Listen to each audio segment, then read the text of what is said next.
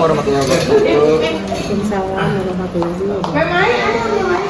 Kapan Bu, saya lamar dari prodi teknik kimia. Singkat, di sini saya dengan siapa dan Ibu di sini posisinya sebagai Saya Ibu Betty sebagai guru Jadi di sini kita mau wawancara Ibu mengenai integrasi pendidikan budaya bangsa di kehidupan sekolah, khususnya untuk siswa. Seberapa penting sih kebudayaan bangsa di pendidikan siswa? itu sangat penting sekali karena budaya kita tidak diberikan sementara budaya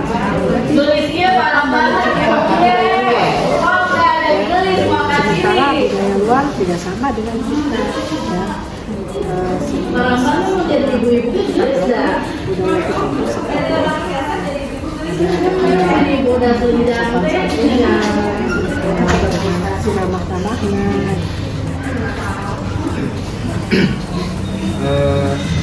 jadi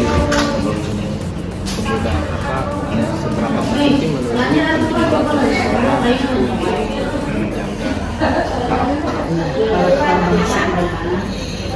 terus gimana sih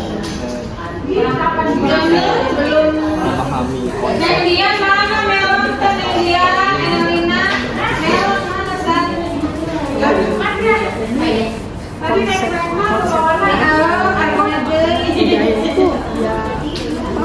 kebiasaan sebetulnya kebiasaan yang sudah baik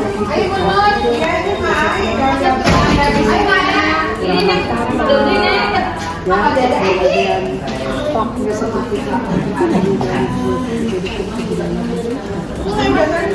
jadi kalau kita tidak diberikan pendidikan seperti ini akan seperti apa? Akan lebih seberapa? Jadi pendidikan karakter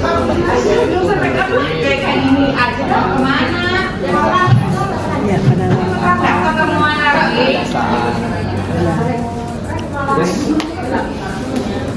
apa aja sih nilai-nilai bangsa yang menurut Umi penting banget ada dalam diri sendiri? Ya salah satunya itu agama ya, karena dengan agama kita berkata ya, kemudian ada nilai seni karena di dalam seni kita akan menanamkan kebiasaan menanamkan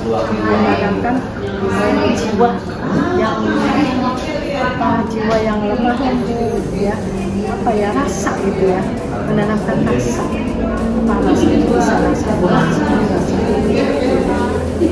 pendidikan yang penting dalamnya adalah pertama kali di samping bukan artinya pendidikan yang lain tidak penting, tetap aja kenapa seni bisa penting. Kadang-kadang orang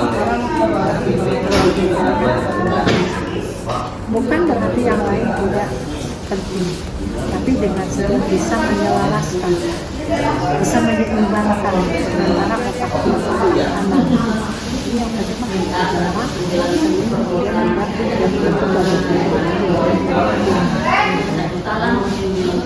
Jadi Kabupaten Karawang. pokoknya ya Awas, sorry udah best. karena agama Dia tong sama di sana berarti banyak pelajaran yang bisa iya, Amerika Jerman. pendidikan karakter.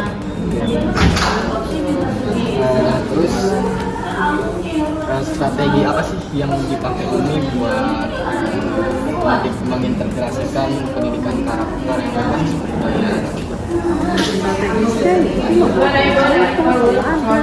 Kemudian memberikan materi pelajaran itu sendiri, terutama di bidang pelajaran saya, karena pelajaran saya adalah seni budaya, jadi menanamkan kebudayaan kepada anak-anak, memberikan materi kebudayaan itu, karakter kebudayaan dari satu seperti Cuma meskipun berbeda-beda adat ya, Sunda Jawa akan berbeda, tapi tetap dalam dalam satu konsep, utamanya adalah sama Indonesia.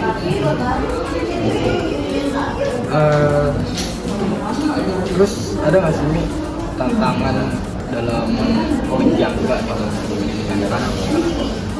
Banyak tantangannya, maunya satu dari keluarga itu sendiri atau dari orang tua siswa itu sendiri. Kadang-kadang terutama di pelajaran ini ya, apa sih belajar seni itu bukan hanya dari anaknya tapi juga dari orang tua juga ada.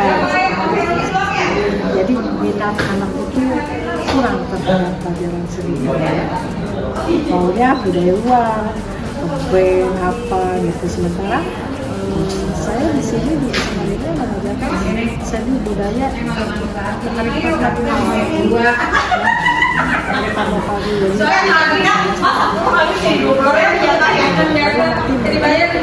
Kelas 12 budaya luar, tapi kan tidak, ini yang utama kita ke budaya lokal dulu kan.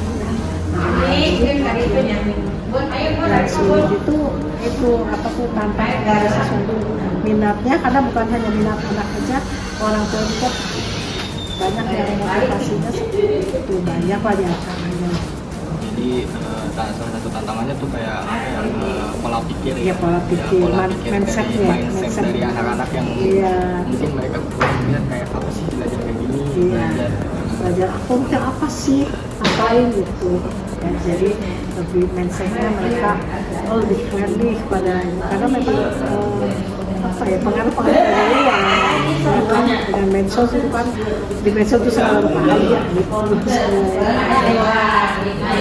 Gimana cara Umi itu mengatasi tantangan kayak tadi?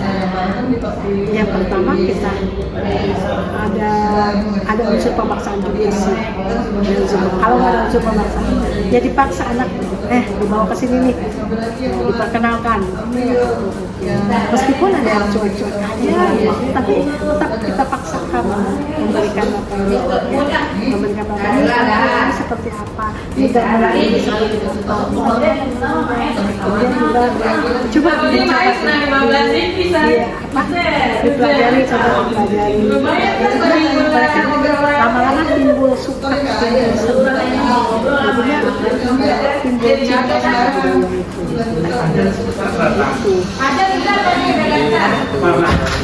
Caranya satu ada unsur pemaksaan juga, saling bersama, kemudian juga memberikan contoh, kemudian mereka juga dicoba untuk melakukan gitu ya. Terutama kayak saya di alat-alat musik ya, atau di musik seni kayaknya anak belajar pupuh, kamu juga pernah dulu ya harus pupuh gitu, itu kan udah banyak, jarang yang di ini kan. Berarti dari Umi ngajarin seni musik itu ada nggak sih yang nanti itu berhubungan dengan pendidikan sama anak-anak yang bisa mempengaruhi dari Umi mengajar seni budaya itu anak-anak ada yang mempengaruhi karakter mereka? Ada banyak, terutama dalam segi kepemimpinan, segi sikap juga banyak. Yang tadinya seperti ini jadi berbelok gitu, alhamdulillah bisa terarahkan. Contoh yang ini saya contoh yang paling dekat aja ya. Ada anak kelas 11. Ya Allah, kalau belajar seni acuh. Setelah saya ajak, yuk, kok bisa, kamu harus bisa. Tapi ada unsur pemaksaan juga kan, bisa. Meskipun dengan penekanan mau nilainya jelek gitu, kan kita juga nggak mungkin kan ya. Ayo mau dikasih 50 mau ya udah sok ikutan ini.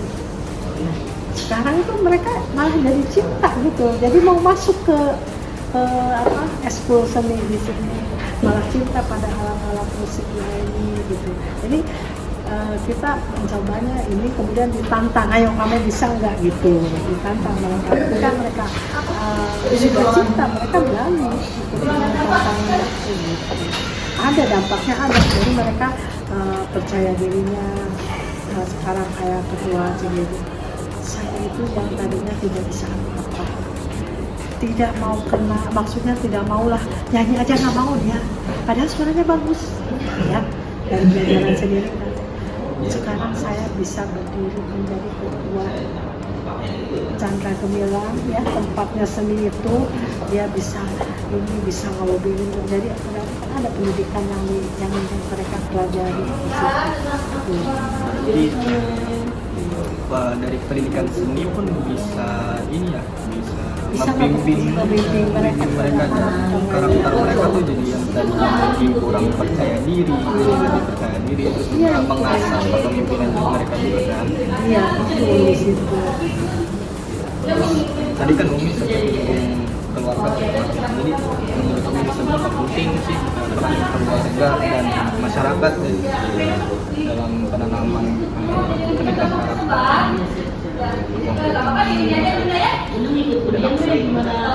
sangat penting sih, karena kalau dari keluarganya aja sudah tidak pernah ditanamkan tentang kebudayaan, tentang apa ya otomatis jadi budaya. Karena apa? Pendidikan yang utama adalah itu. Apapun yang ditanamkan di anak bisa baca bismillah itu dari keluarga, ya kan? Anak bisa bilang ayah, ibu itu dari keluarga dulu kan? Nah, termasuk juga pendidikan sekolah dari keluarga dia. Seperti itu yang jadi penting dari keluarga bagaimana sangat. Baik, mungkin dari Bapak sendiri ya, menurut Bapak bagaimana cara mengukur keberhasilan program pendidikan karakter berbasis budaya bangsa di sekolah ini gitu Pak? Ya, kira-kira ada nggak sih alat atau suatu metode untuk mengukur keberhasilan kayak program pendidikan karakter berbasis budaya bangsanya itu kayak terimplementasikan di sekolah ini atau tidak? Mungkin ini pemikiran liar saya kali ya, tapi kalau mau ngelihat pendidikan benar atau enggak, lihatnya itu dari pemerintahnya. Kalau pemerintahnya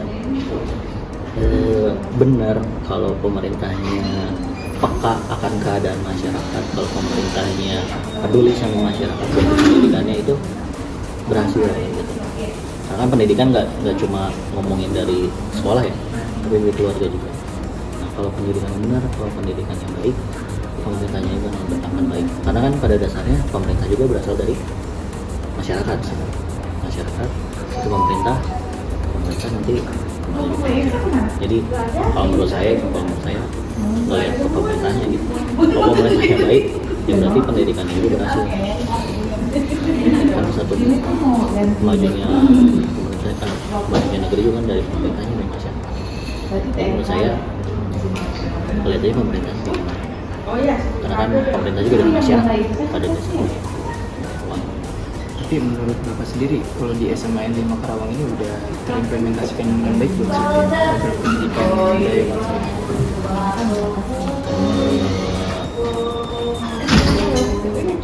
Sepemahaman saya sih, kalau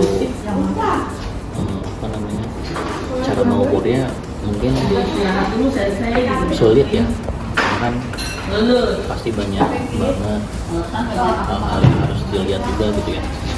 Karena kan mereka juga hanya di sini hanya beberapa jam saja, dan mereka juga lebih banyak di luarnya gitu. Jadi kalau dikatakan berhasil atau tidaknya, saya nggak berani kasih jawaban tok gitu ya berhasil atau enggak.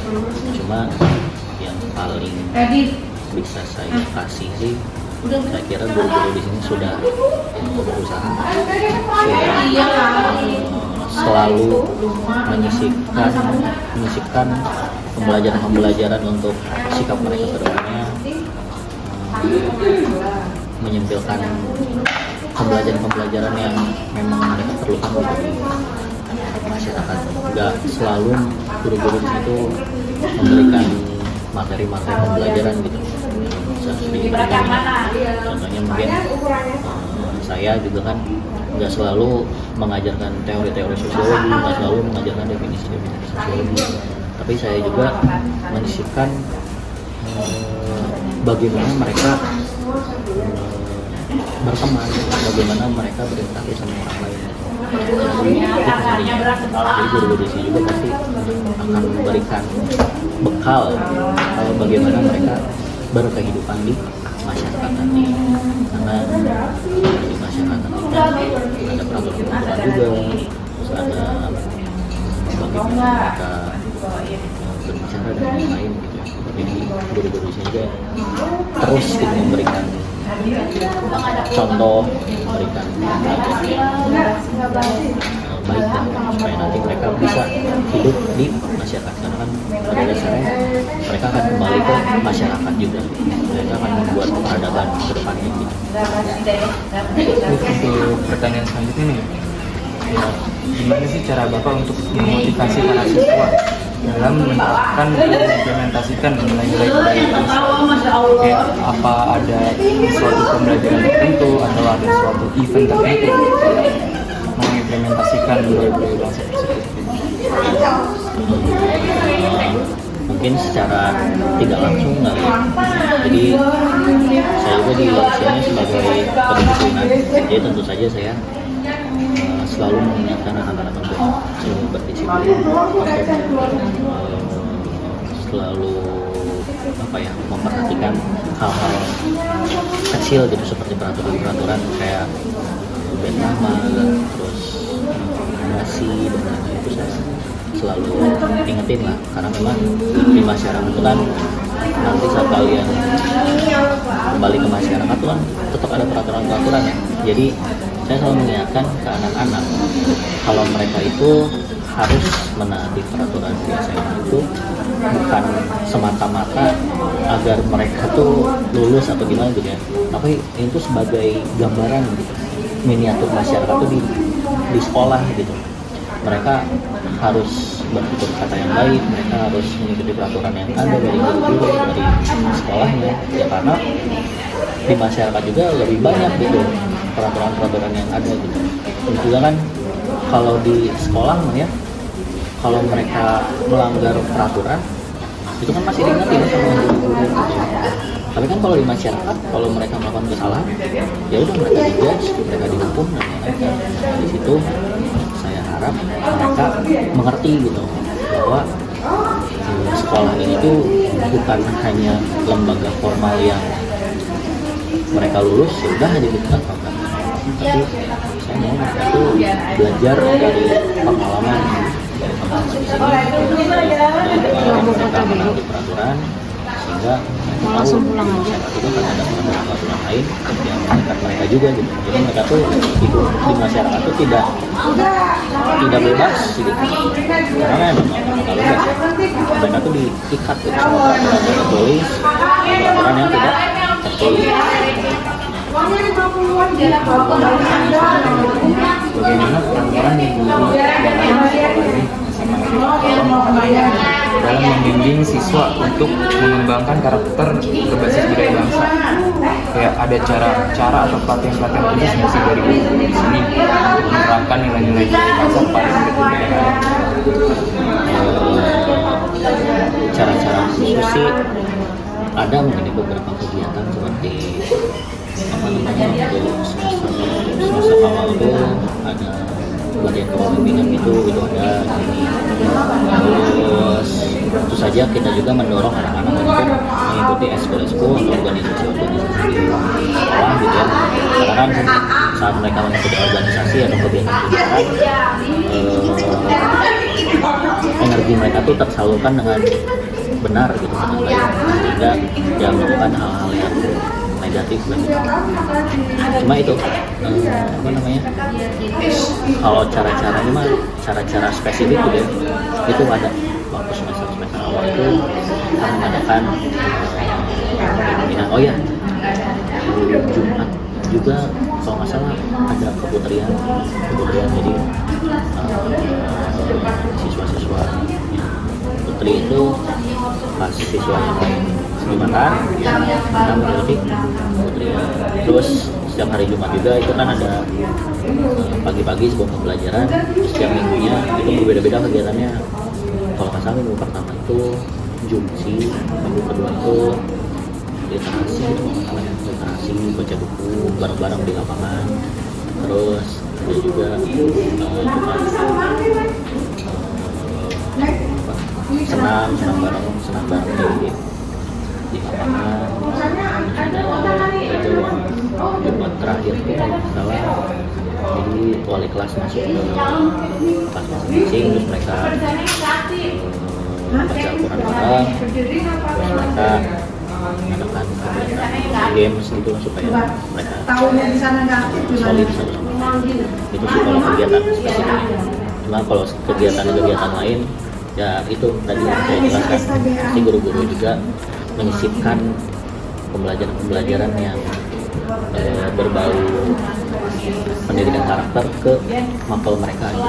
Jadi nggak tok belajar mapel terus dari awal sampai akhir enggak. Jadi guru juga mengajarkan pembentukan kepribadian itu dari mapel mereka gitu, disisipkan lah. Baik, untuk pertanyaan terakhir nih Pak, bisa nggak sih Bapak sharing tentang pengalaman pendidikan karakter berbasis budaya bangsa di sekolah ini gitu, kayak misal ada program yang Bapak buat dan pas dijalanin tuh berhasil gitu, kira-kira ada nggak sih Pak kayak pengalaman dari Bapak gitu, kayak mau membuat suatu latihan atau yang kegiatan untuk mendorong siswa ke pendidikan karakter ini dengan adanya budaya-budaya bangsa yang seperti sopan dan santun itu, kira-kira Bapak waktu itu pernah nggak sih ada dan berhasil gitu kegiatan yang Bapak buat?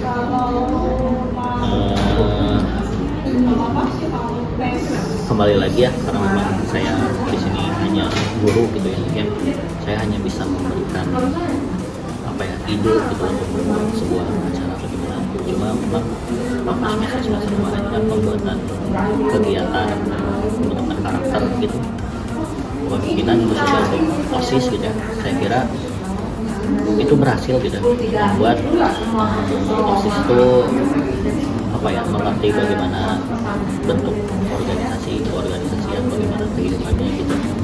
Dan OSIS juga jadi jadi cerminan lah gitu, bagaimana anak-anak lain yang di luar OSIS harus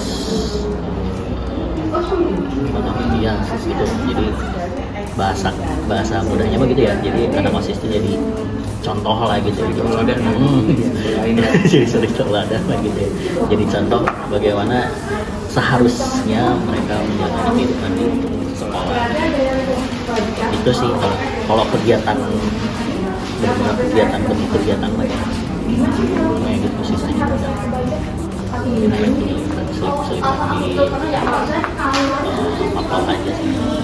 Dari kegiatan yang Bapak jelaskan tadi, terus kayak guru-guru di sini yang mencoba menyelipin pendidikan karakter tersebut gitu, terus kayak dari guru-guru sendiri maupun Bapak tuh kayak melihat nggak sih dampak positif dari yang tadi Bapak jelaskan dengan ada kegiatan tersebut maupun selip-selipan materi dari guru-guru gitu. Kayak Bapak melihat secara langsung nggak sih dampak positif siswanya tuh kayak ada yang berubah nggak sih dari mereka?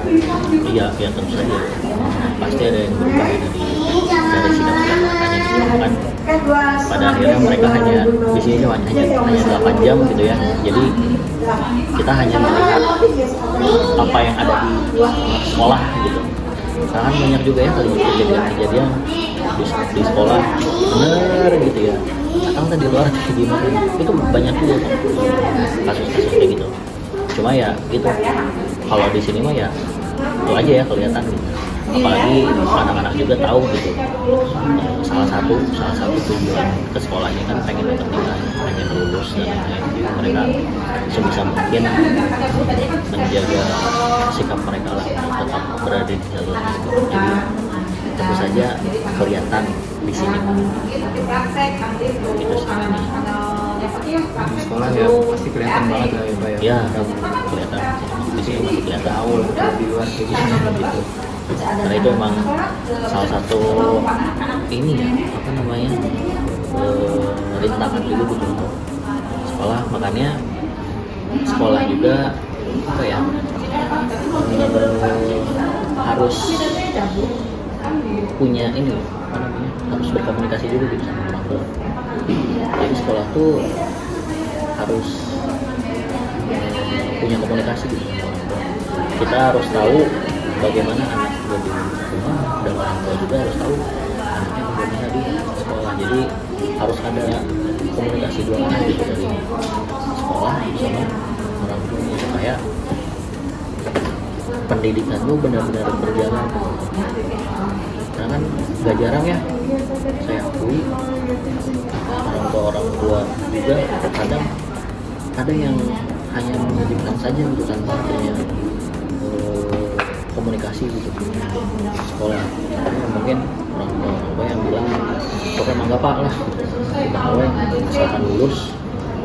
Saya kan nggak kayak gitu loh, cara pendidikan tuh nggak kayak gitu ya. Pendidikan di luar sekolah juga kan penting, pendidikan orang tua juga kan penting, nggak cuma kita aja yang mendidik mereka, tapi orang tua juga harus punya andil gitu dalam pendidikan. Jadi nggak bisa cuma satu doang. Lagi itu balik lagi kita mah di sini cuma sebentar, anak-anak itu sih cuma sebentar ya, kadang anak-anak di luar kayak gitu. Masalahnya di sini oke baik kayak gini jadi sekolah sama orang tua itu harus bekerja sama dalam mendidik anak-anak itu sih. Mungkin cukup dari pertanyaan yang saya sampaikan dijawab dengan baik oleh Bapak sendiri ya. Saya mengapresiasi banget atas waktu yang Bapak berikan ya. Terima kasih banyak telah menjawab pertanyaan-pertanyaan yang saya berikan. Halo, perkenalkan nama dengan jabatan. Oke, perkenalkan nama saya Ekal Dinata, saya adalah Ketua MPKS Semen Karawang. Di sini kita akan mengobservasi nilai-nilai kultural yang budaya bangsa di era 4.0. Yang pertama itu, sebagai siswa, apa yang kamu lakukan untuk mempertahankan budaya Indonesia di era 4.0 yang semakin maju? Oke, kalau sebagai siswa saya membagi dua ya, itu adalah skala kecil dan skala besar. Kalau skala kecil, saya itu pastinya sangat suka seni ya, apalagi budaya Indonesia gitu. Saya sering banget gitu ngeliatin Jepang, atau saya sering banget kayak memperhatikan gitu CG sedang berlatih menggunakan angklung, menggunakan degung dan lain-lain. Itu menurut saya adalah skala kecil ya, dan saya juga sering sekali untuk menceritakan pengalaman saya. Dan saya sering bercerita bahwa budaya Indonesia itu ternyata bagus loh, nggak kayak budaya luar aja yang bagus, ternyata bagus. Nah, kalau untuk skala besar, saya sebagai ketua MPK juga sering sekali untuk membuat event-event yang memasukkan budaya Indonesia di dalam event tersebut, agar masyarakat di Sema terutama itu mengetahui bahwa budaya Indonesia tuh gini loh, bagus loh ternyata loh, seperti itu kalau untuk saya. Jadi untuk kamu sebagai siswa itu membagikan dua metode, Iya. skala besar dan skala kecil. Betul.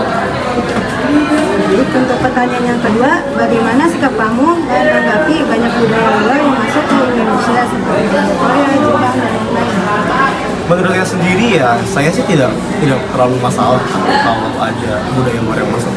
Tapi yang harus kita tahu, kita harus memfilter budaya tersebut agar tidak menghilangkan budaya kita sendiri. Dan karena sekarang itu banyaknya sosial media yang beredar ya, jadi informasi itu masuk sangat cepat sekali saya rasa. Jadi ya kita sebagai manusia, sebagai warga Indonesia terutama itu harus memfilter. Itu sih paling penting, memfilter budaya-budaya luar yang masuk ke Indonesia. Jadi menurut kamu nggak apa-apa budaya asing masuk ke sini asalkan kita memfilter? Iya, nggak apa-apa. Ya lagian kita nggak bisa stop lama karena informasi ya cepat banget, lebih kecepatan cahaya gitu. Untuk poin ketiga, kira-kira kenapa masih banyak orang yang malah lebih tertarik dengan budaya luar dibandingkan dengan budaya kita sendiri? Sebenarnya ini bisa masuk ke ini ya, point of view masing-masing ya. Karena kan kita dari Indonesia nih. Dari Indonesia orang yang udah sehari-hari biasa dengan budaya Indonesia ya. Sehari-hari ngeliat jaipong, sehari-hari ngeliat angklung, sehari-hari ngeliat gedagung gitu kan, kayak biasa aja. Saat budaya luar masuk dan memperlihatkan sesuatu yang lain, yang baru, otomatis salah sebagai seorang manusia mempunyai sifat natural itu untuk mencari tahu. Ya kita akan lebih tertarik kepada hal baru. Menurut saya seperti itu. Tapi ada juga faktor lain seperti kurangnya promosi atau kurangnya marketing dari budaya kita agar budaya kita tuh lebih baik daripada sebelumnya. Maksud saya tuh lebih baik dalam hal dari brand awareness. Kalau dalam ya perusahaan seperti itu. Jadi ya saya rasa itu ada dua faktor. Yang pertama brand awareness kurang, yang kedua adalah kita sebagai orang Indonesia yang udah biasa gitu ngelihat budaya Indonesia, dan kita saat melihat orang lain atau sebagai budaya yang baru ya kita wah tertarik nih seperti itu. Jadi menurut Ekal sendiri itu di Indonesia tuh kurang ya, kayak budayanya itu kurang menarik gitu ya? Oh bukan gitu Kak. Jadi gini, maksud saya kita ini kan sebagai orang Indonesia, kita udah biasa nih ngelihat kayak jaipongan, ngelihat angklung, ngelihat tari kecak, kayak wah udah biasa gitu, kita sehari-hari ngeliat gitu. Nah saat kita tidak melihat atau tidak pernah melihat sesuatu yang baru, ya seperti budaya Western atau budaya Korea, budaya Jepang, itu kan hal baru untuk kita nih. Kita nggak pernah tahu itu ada gitu. Saat sifat manusia itu dasarnya ingin mencari tahu hal yang baru, mereka cepat bosan, mereka cepat pengen tahu hal-hal baru. Makanya pas ngelihat ada budaya baru, tertarik gitu. Jadi bukan kalah menarik, tapi kita sudah biasa gitu. Baik, itu sedikit dari ketua SDK dengan nama Aikal Haldetanina. di for Open terima kasih.